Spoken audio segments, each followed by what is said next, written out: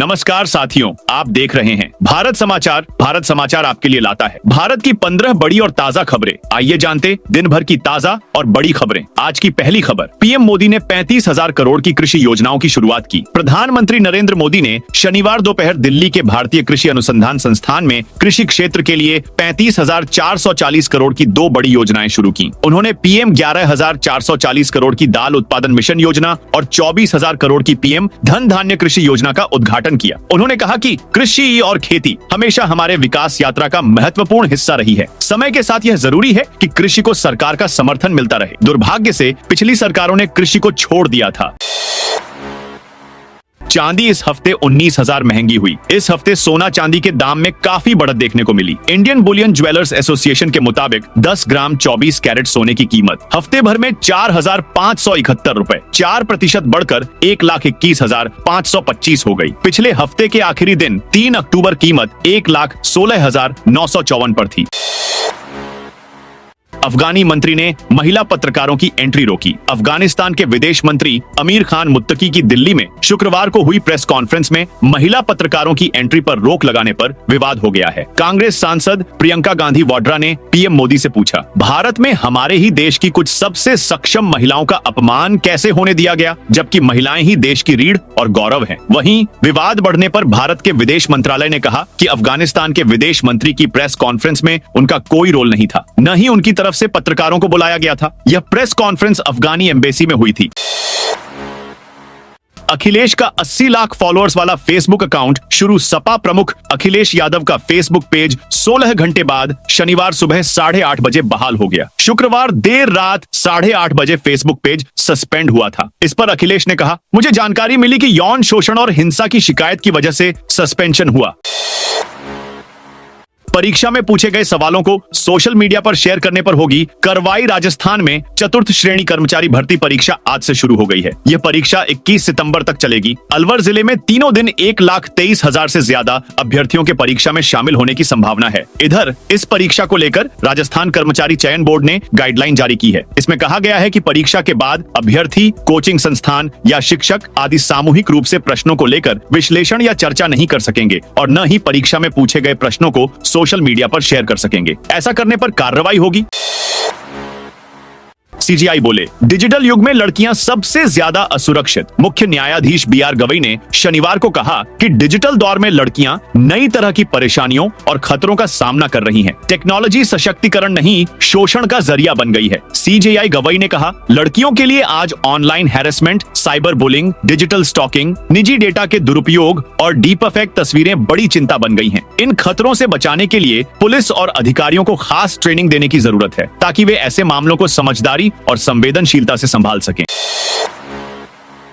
Paper leak के आरोपों के चलते उत्तराखंड एसएसएससी परीक्षा रद्द। उत्तराखंड अधीनस्थ सेवा चयन आयोग यानी यूकेएसएसएससी ने कृषि विभाग में टेक्निकल पदों के लिए भर्ती परीक्षा पोस्टपोन कर दी है। ये परीक्षा रविवार 12 अक्टूबर को होनी थी। परीक्षा का आयोजन होने से पहले कैंडिडेट्स परीक्षा का पेपर लीक होने का आरोप लगा रहे थे। ऐसे में आयोग ने एक दिन पहले परीक्षा रद्द करने का फैसला किया। भागवत बोले, आरएसएस जैसी संस्था केवल नागपुर में बन सकती थी। राष्ट्रीय स्वयंसेवक संघ आरएसएस चीफ मोहन भागवत ने कहा, देश में कई लोग हिंदुत्व पर गर्व करते थे और हिंदू एकता की बात करते थे, लेकिन आरएसएस जैसी संस्था केवल नागपुर में ही बन सकती थी। यहाँ पहले से ही त्याग और समाज सेवा की भावना थी। देश की सबसे अमीर महिला बनी सावित्री जिंदल। फोर्ब्स इंडिया की रिच लिस्ट 2025 में हरियाणा की हिसार की विधायक और ओपी जिंदल समूह की प्रमुख सावित्री जिंदल भारत की सबसे अमीर महिला बन गई हैं। 29.6 अरब डॉलर की कुल संपत्ति के साथ उन्होंने मुकेश अंबानी और गौतम अडानी के बाद भारत के सबसे धनी लोगों में तीसरा स्थान हासिल कर लिया है। सुप्रीम कोर्ट बोला, पटाखों पर पूरी तरह बैन लगाना असंभव। दिवाली से कुछ दिन पहले सुप्रीम कोर्ट ने शुक्रवार को दिल्ली एनसीआर में पटाखों पर बैन हटाने की याचिका पर सुनवाई की। इस दौरान कोर्ट ने कहा, दिल्ली एनसीआर में पटाखों पर बैन लगाना असंभव सा है, यह व्यावहारिक और आदर्श नहीं है। चीफ जस्टिस बीआर गवई और जस्टिस विनोद चंद्रन की बेंच ने कहा कि ऐसे प्रतिबंधों का अक्सर उल्लंघन होता है। इसी के साथ बेंच ने दिल्ली एनसीआर में ग्रीन पटाखों को बनाने और बेचने की परमिशन देने वाली याचिकाओं पर अपना फैसला सुरक्षित रख लिया। शाह बोले, घुसपैठियों का पता लगाकर उन्हें देश से निकालेंगे। केंद्रीय गृह मंत्री अमित शाह ने शुक्रवार को कहा कि अगर दुनिया में कोई भी व्यक्ति जो भारत आना चाहता है उसे आने दिया जाए तो हमारा देश एक धर्मशाला बन जाएगा। शाह ने कहा कि घुसपैठ को राजनीतिक नजरिए से नहीं देखा जाना चाहिए, उन्हें राजनीतिक संरक्षण नहीं दिया जाना चाहिए। हम घुसपैठियों का पता लगाएंगे और उन्हें देश से बाहर करेंगे। एक मीडिया हाउस के कार्यक्रम में शाह ने कहा कि घुसपैठिए कौन हैं जिन पर धार्मिक प्रताड़ना नहीं हुई और आर्थिक कारणों या अन्य कारणों से अवैध तरीके से भारत आना चाहते हैं, वे घुसपैठिए हैं। बद्रीनाथ केदारनाथ पहुंचे मुकेश अंबानी मंदिर समिति को दान किए 5 करोड़ रिलायंस इंडस्ट्रीज के चेयरमैन मुकेश अंबानी आज केदारनाथ और बद्रीनाथ में पहुंचे। उत्तराखंड में स्थित इन दोनों ही धामों में अंबानी की विशेष आस्था है। हर साल वह इन धामों पर पहुंच आशीर्वाद प्राप्त करते हैं। अंबानी ने यहां पहुंच केदारनाथ बद्रीनाथ मंदिर समिति को 5 करोड़ रुपए दान किए हैं। श्री बद्रीनाथ केदारनाथ मंदिर समिति के अध्यक्ष हेमंत द्विवेदी ने बताया कि अंबानी द्वारा दान की गई राशि से तीर्थयात्रियों के लिए सुविधाओं में सुधार किया जा सकेगा।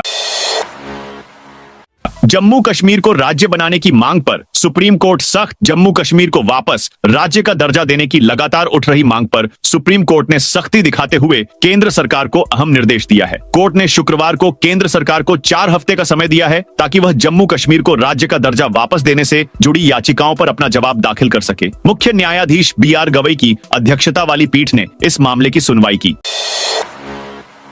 भारत में निवेश पर अड़ी अमेरिकी कंपनियां गूगल, माइक्रोसॉफ्ट ने ट्रंप को दिखाया ठेंगा। भारत और अमेरिका के बीच शुल्क विवाद के बावजूद अमेरिकी कंपनियों का भारत में निवेश जारी है। गूगल ने विशाखापत्तनम में डाटा सेंटर के लिए $10 अरब का निवेश करने का फैसला किया है। माइक्रोसॉफ्ट भी भारत में आर्टिफिशियल इंटेलिजेंस सेंटर स्थापित करने के लिए निवेश कर रही है। अन्य अमेरिकी कंपनियां भी भारत में अपने निवेश को बढ़ा रही हैं, जिससे भारतीय अर्थव्यवस्था के प्रति उनका विश्वास झलकता है।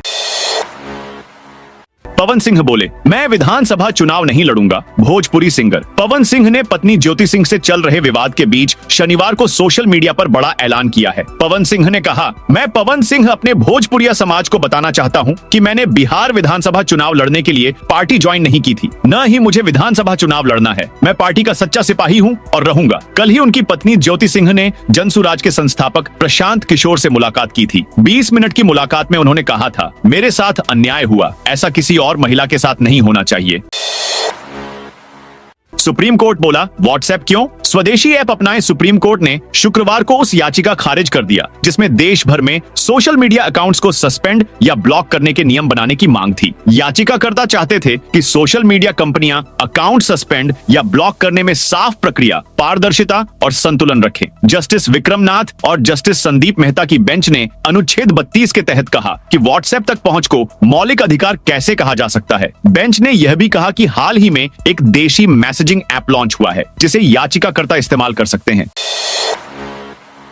ट्रंप का चीन पर 100% टैरिफ 1 नवंबर से लागू। अमेरिकी राष्ट्रपति डोनाल्ड ट्रंप ने चीन पर 100% टैरिफ लगाने की घोषणा की है। ट्रंप ने शुक्रवार को कहा कि नया टैरिफ 1 नवंबर से लागू होगा। चीन से अमेरिका आने वाले सामानों पर पहले से 30% टैरिफ लग रहा है। ऐसे में चीन पर कुल 130% टैरिफ लगेगा। ट्रंप ने 1 नवंबर से सभी अहम सॉफ्टवेयर के निर्यात पर भी कंट्रोल करने की बात कही है। दरअसल चीन ने 9 अक्टूबर को दुर्लभ खनिज रेयर अर्थ मटेरियल पर निर्यात को और कड़ा कर दिया था, जिसके जवाब में ट्रंप ने नए टैरिफ लगाने की बात कही है। शिव कुमार बोले, मुझे पता है अपना टाइम कब आएगा। कर्नाटक के deputy CM DK Shivakumar ने शनिवार को मुख्यमंत्री बनने की खबरों को सख्ती से खारिज किया है। उन्होंने कहा कि कुछ लोग और मीडिया भ्रम फैलाने की कोशिश कर रहे हैं, जबकि उनकी प्राथमिकता सिर्फ पार्टी के लिए काम करना है। शिव कुमार ने लालबाग में कहा, मैंने नेतृत्व परिवर्तन पर कोई बात नहीं की है। कुछ लोगों की इच्छा है कि मैं सीएम बनूं। उन्होंने मुझसे पूछा कि क्या इसका समय नजदीक आ रहा है, तो मैंने बस कहा, देखिए, इसका मतलब यह नहीं कि मैं किसी पद के लिए प्रयास कर रहा हूं। भारत की Asia cup trophy ACC chief की कस्टडी में एशियन क्रिकेट काउंसिल के चेयरमैन मोहसिन नकवी ने अपने स्टाफ को निर्देश दिया है कि उनकी मंजूरी और मौजूदगी के बिना एशिया कप ट्रॉफी न तो ऑफिस से हटाई जाए और न ही किसी को सौंपी जाए। नकवी के एक करीबी सूत्र ने PTI को बताया, आज तक ट्रॉफी दुबई के ACC ऑफिस में ही रखी है। नकवी अब भी इस स्टैंड पर कायम है कि भारत को यह ट्रॉफी उनसे ही लेनी होगी। ओडिशा को पीएम मोदी की सौगात। प्रधानमंत्री नरेंद्र मोदी ने शनिवार को ओडिशा को एक बड़ी सौगात दी है। इसके तहत पीएम मोदी ने ओडिशा में करीब 160 करोड़ रुपए की 2 बड़ी मछली पालन मत्स्य परियोजनाओं की वर्चुअली आधारशिला रखी। ये आयोजन दिल्ली से हुआ, जहां उन्होंने 24,000 करोड़ रुपए की प्रधानमंत्री धन धान्य कृषि योजना और 11,44,000 करोड़ रुपए के आत्मनिर्भर दाल मिशन की भी शुरुआत की।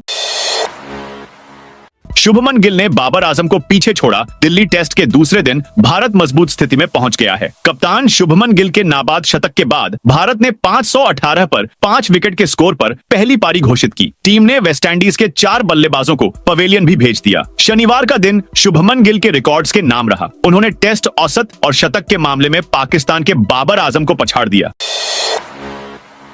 महाराष्ट्र में मुआवजे पर सियासत। उद्धव बोले, किसानों के साथ सबसे क्रूर मजाक। महाराष्ट्र में हाल ही में आई भारी बारिश और बाढ़ के कारण किसानों को भारी नुकसान का सामना करना पड़ा। ऐसे में अब राज्य सरकार द्वारा घोषित राहत पैकेज पर सियासत में गर्माहट 7वें आसमान पर पहुंच गई है। एक ओर जहां शिवसेना यूबीटी प्रमुख और पूर्व मुख्यमंत्री उद्धव ठाकरे ने राज्य सरकार के मुआवजे को इतिहास का सबसे बड़ा मजाक बताया है, तो वहीं दूसरी ओर महाराष्ट्र के उप मुख्यमंत्री एकनाथ शिंदे ने उद्धव ठाकरे पर पलटवार करते हुए उनकी संभाजीनगर में हुई रैली और बयान को घड़ियाली आंसुओं का तमाशा करार दिया।